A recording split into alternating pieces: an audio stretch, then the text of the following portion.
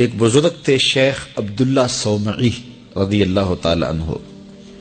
یہ نہر کنارے وضو کر رہے تھے تو کئی دنوں کے فاقے تھے. کیا دیکھا کہ پانی کی سطح پر بہتا ہوا ایک خوش نما سیب آیا تو اشتہا غالب ہوئی، اس کو پکڑا اور کھا لیا. جب کھا چکے تو پھر خیال آیا یہ تو میرا تھا ہی نہیں، یہ تو مال لقطہ تھا تو میں نے اس کو کھا لیا. اب اس کا مالک کیسے ملے؟ جس سمت سے پانی آ رہا تھا اس سمت سفر شروع کر دیا. کئی دنوں کی مسافت کے بعد دیکھا کہ ایک باغ ہے جس کی شاخیں اس پانی کی طرف لٹک رہی ہیں. سمجھ گئے کہ یہیں سے گرا ہوگا اور میں نے کھا لیا. خیر باغ میں پہنچے، مالک سے ملے، کہا کہ یوں میں نے ایک سیب کھا لیا ہے اور میرا غالب گمان یہ ہے کہ اس باغ کا وہ سیب تھا، تو میں معافی مانگنے آیا ہوں، یا پھر بتائیں کہ اس کا ہرجانہ کیا ہوگا. جب مالک باغ نے یہ بات سنی، وہ بھی صاحب نظر تھے، سمجھ گئے یہ تو کوئی در یگانہ ہے، یہ تو کوئی گوہر یکتا ہے. تو تیور بدل لیے، کہا ایسے تو نہیں معافی ملے گی. کہا حضرت کیسے ملے گی؟ کہا 12 سال تک میرے باغ کی گوڈی کرنا پڑے گی. اللہ اکبر. اور ایک شرط اس کے علاوہ ہوگی. کہا ٹھیک ہے میری غلطی تو معاف ہو جائے گی نا. 12 سال تک باغ کی گوڈی کرتے رہے. ایک دن فرمانے لگے وہ صاحب باغ جو تھے کہ عبداللہ کوئی سیب توڑ کے لاؤ، مہمان آئے ہیں. تو وہ سیب توڑ کے لائے تو وہ کچے ہی تھے. تو کہا تم 12 سال ہو گئے ہو سیبوں کے باغ میں رہتے ہوئے، تمہیں پتہ نہیں کہ کچے سیب اور پکے سیب کیسے ہوتے ہیں؟ کہا حضرت مجھ سے قسم لے لیجئے 12 سال میں ایک دفعہ بھی نظر اٹھا کے سیبوں کی جانب نہیں دیکھا. ایک سیب کھایا تھا، میں تو اس کی سزا بھگت رہا ہوں، میں تو گوڈی کرتا ہوں، اوپر کبھی نظر بھی میں نے نہیں اٹھائی.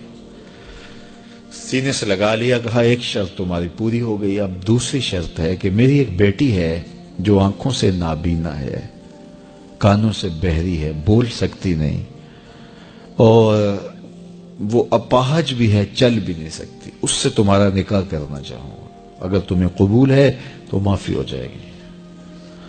کہا ٹھیک ہے جی قبول ہے، میرا گناہ معاف ہو جائے، میں زندگی کاٹ لوں گا، کوئی بات نہیں ہے. خیر نکاح ہو گیا. کہا کہ یہ کمرہ ہے، یہاں آپ کی زوجہ آپ کی منتظر ہے. جب وہاں گئے تو ایک خوبرو دوشیزہ منتظر تھی. تو فوراً پلٹے کہ میں غلطی سے کسی اور کمرے میں آ گیا ہوں. پلٹتے ہوئے دروازے کی چوگاٹ سے سر پھٹ گیا، خون بہنے لگا. جب باہر آئے تو صحن میں پہنچے تو وہ بزرگ وہاں تھے. کہا کیا ہوا؟ کہ حضرت ایک غلطی کی سزا اتنی کاٹی، اب کہیں دوسری غلطی نہ ہو جائے. وہ تو کوئی اور ہے خاتون. کہا وہی تمہاری زوجہ ہے. تمہیں بتاؤں کہ وہ بہری کیوں ہے؟ آج تک اس نے غیر محرم کی آواز نہیں سنی. تمہیں بتاؤں کہ وہ بول کیوں نہیں سکتی؟ آج تک اس نے غیر محرم سے کلام نہیں کیا.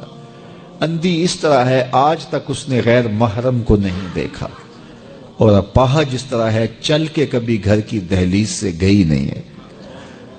تو اس خاتون اور حضرت عبداللہ صومعی کا جب نکاح ہوا اور پھر ان سے اللہ نے ان کو ایک بچہ دیا جس کا نام ہے الشیخ عبد القادر جیلانی.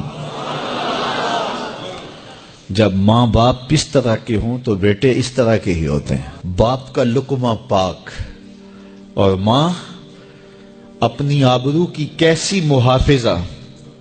پھر در یگانہ اور گوہر یکتا جو پیدا ہوتا ہے وہ دین کی احیاء کرنے والا ہے، دین کی مردہ قدروں کو نئی زندگی دینے والا ہے. حضرت ملا علی قاری لکھتے ہیں کہ حضور غوث اعظم جب مجلس واعظ کرنے بیٹھتے تو 70 ہزار کا اجتماع آپ کے مجمع میں ہوتا، اور عمومی طور پہ اللہ کی رحمتوں کے حوالے سے بات کرتے. اور جس دن آپ اللہ کے قہر، غضب اور جلال کی بات کرتے، کئی جنازے اٹھتے. یہ آپ کی گفتگو کے اندر عصر کا رنگ اور شیرینی تھی. اللہ اکبر. تو باپ دیکھیے کہ رزق کے معاملے میں کتنا محتاط ہے، اور ماں دیکھیے اپنی عصمت کی کتنی حفاظت کرنے والی ہے۔ مائیں بچوں کی تربیت کرتی ہیں، ماؤں کے طریقے سے، ماؤں کے ذریعے سے پاکیزہ صرف بچے جنم لیتے ہیں، تو لہٰذا ماؤں کو اچھی تربیت کا حامل ہونا چاہیے تاکہ وہ آگے اچھی تربیت خود کر سکے۔ حضور علیہ السلام کے فرامین میں سے ایک انتہائی اہم فرمان ہے، ان الحلال بین و ان الحرام بین۔ حلال بھی واضح ہے اور حرام بھی واضح۔ حلال اور حرام کے درمیان کچھ چیزیں شبہ والی ہیں، لا یعلمہن کثیر من الناس، زیادہ لوگ ان کو جانتے نہیں۔ جو شبہ والی چیزوں میں پڑ گیا وہ حرام میں پڑ گیا۔ ہمیں اگر پتہ چلے کہ فلاں ہوٹل میں جو کھانا ملتا ہے اس میں کوئی ایسی چیز ہوتی ہے تو ہم اعراض کر جاتے ہیں، 2 قدم آگے چلے جاتے ہیں کہ ہم صحت کے ساتھ کھلواڑ نہیں کریں گے۔ اسی طرح ہم اپنی امور زندگی میں یہ ضابطہ طے کر لیں کہ ہر وہ ذریعہ رزق جس میں ہمیں اندیشہ ہو کہ اس میں شبہ ہے، تو ہمارے لیے ہمارے جسم کی ساخت اللہ نے اس طرح تو نہیں بنائی کہ ہم وہی کام کریں اور کوئی کر نہیں سکتے، تو ہمیں اس کام سے گریز کر کے اس کام پہ جانا چاہیے جو بالکل حلال ہو۔ تو مشکوک کو بھی اختیار نہیں کرنا اور حرام سے تو مکمل اجتناب کرنا ہے، بلکہ بعض امور جائز بھی ہوتے ہیں لیکن وہ خلاف اولا ہوتے ہیں، اور خلاف اولا ہونے کی وجہ سے ان کو بھی ترک کر دیا جاتا ہے۔ صحابہ تابعین کو کہنے لگے کہ جن چیزوں کو تم معمولی سمجھ کے اختیار کرتے ہو، ہم ان چیزوں کو حضور کے دور میں مہلکات میں سے سمجھتے تھے کہ یہ چیزیں ہلاک کر دینے والی، اور ہم اس بات کا بہت زیادہ التزام کرتے تھے کہ اپنے معاملات کو بالکل صاف رکھا جائے۔ اسی طرح تقوی انتہائی احتیاط کا